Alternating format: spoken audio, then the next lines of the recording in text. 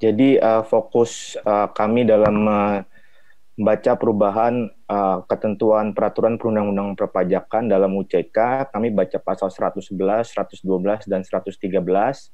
111 tentang perubahan Undang-Undang BPH, 112 tentang perubahan Undang-Undang BPN, dan 113 tentang perubahan Undang-Undang KUP.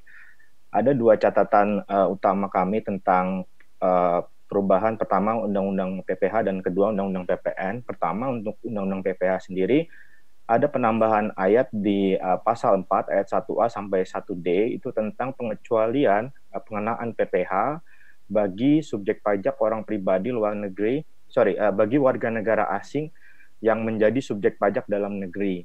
Nah, ini bagi mereka jika memiliki keahlian tertentu akan dibebaskan PPH-nya selama 4 tahun. Bagi kami ini bermasalah karena kalau memang tujuan undang-undang ini adalah untuk menciptakan lapangan kerja baru, tentu harapannya adalah akan banyak subjek pajak orang pribadi baru, baik itu dari dalam negeri maupun dari luar negeri. Harusnya ini akan menjadi penambahan penerimaan negara, apalagi jika yang diundang untuk masuk ke dalam negeri adalah mereka yang high skilled labor, yang katakanlah penghasilannya sudah pada lapisan penghasilan yang tertinggi. Nah, kenapa lalu mereka dikecualikan dari PPH selama 4 tahun ini tidak bisa dijustifikasi. Jadi kalau selama ini pemerintah selalu mendengungkan tentang peningkatan tax ratio, justru kebijakan untuk mengecualikan orang-orang ini dari pengenaan PPH ini berkebalikan dengan tujuan itu. Dan dua, jika dibandingkan dengan dalam skala yang lebih kecil antara orang pribadi warga negara Indonesia dengan warga negara asing yang katakanlah nanti bekerja dalam perusahaan yang sama, mereka akan mendapatkan perlakuan pajak yang berbeda. Sehingga menurut kami ini menjadi semacam reverse discrimination, di mana orang-orang warga negara Indonesia ini dilakukan lebih buruk daripada warga negara asing. Ini juga tidak bisa dijustifikasi kalau menurut kami. Kedua, jadi fasilitas ini juga menurut kami eksesif, terutama apabila keahlian tertentu ini dalam pasal 4 ayat 1D itu akan diatur oleh peraturan Menteri Keuangan. Jadi tidak ada kriteria yang jelas keahlian tertentu apa yang akan dibebaskan dari pengenaan PPH. Jika itu adalah untuk yang high skilled labor, maka penerimaan negara yang hilang akan semakin besar.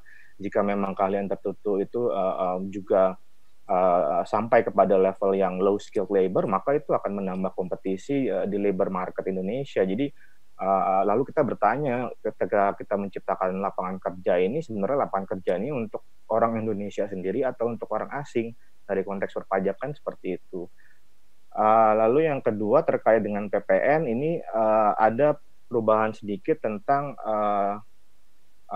pengecualian penambangan batu bara dari non-objek PPN. Jadi Undang-Undang PPN menggunakan negative list, dan sekarang batu bara dikeluarkan dari negative list ini. Nah, pertama, kenapa hanya batu bara yang dikeluarkan, sedangkan dalam ayat itu, dalam huruf itu, judulnya adalah hasil penambangan, hasil tambang yang tidak menjadi objek PPN. Lalu batu bara dikeluarkan dari situ. Nah, konsekuensinya apa sebenarnya kalau batu bara lalu sekarang dijadikan objek PPN, maka pajak masukan ini atau pajak yang mereka pungut dari dari pembeli ini akhirnya sekarang bisa dikurangkan dengan pajak masukan. Kegiatan mereka menambang ini akan dikenakan pajak masukan sehingga penerimaan negara nanti akan berkurang.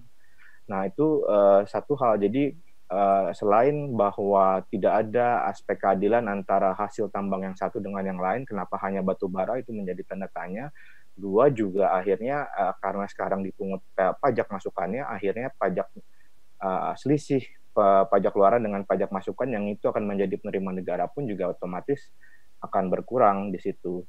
Nah, namun kami juga menemukan tiga hal positif. Pertama, dalam Undang-Undang PPH itu sekarang karena ada pengecualian pengenaan PPH untuk dividen jika ada reinvestasi di Indonesia, maka sekarang dari sisi wajib pajak dia tidak perlu memikirkan lagi akan membuat usahanya dalam bentuk PT, perkumpulan atau koperasi. Ini koperasi juga penting karena sekarang SHU juga tidak dikenakan atau tidak dijadikan objek PPH, sehingga dari sisi kesetaraan perlakuan pajak, terutama antar subjek pajak badan, ini kami lihat sudah menuju ke arah penciptaan kesetaraan.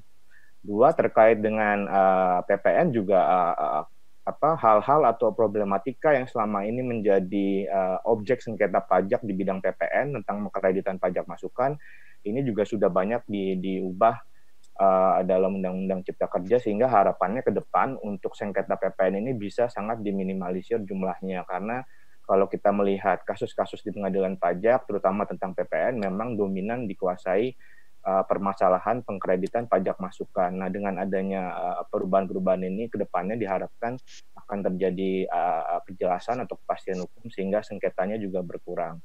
Nah, terkait Undang-Undang KUP juga kami memberikan catatan positif, karena sekarang untuk pengenaan sanksi, terutama bunga itu tidak lagi berdasarkan jumlah tetap 2%, melainkan berdasarkan suku acuan bunga yang berlaku.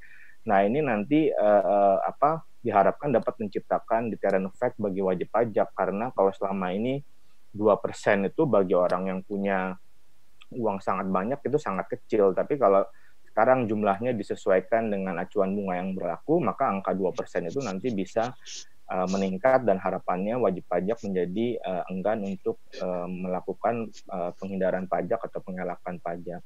Demikian catatan dari kami Departemen Hukum Pajak, kami kembalikan ke Bu Iyi.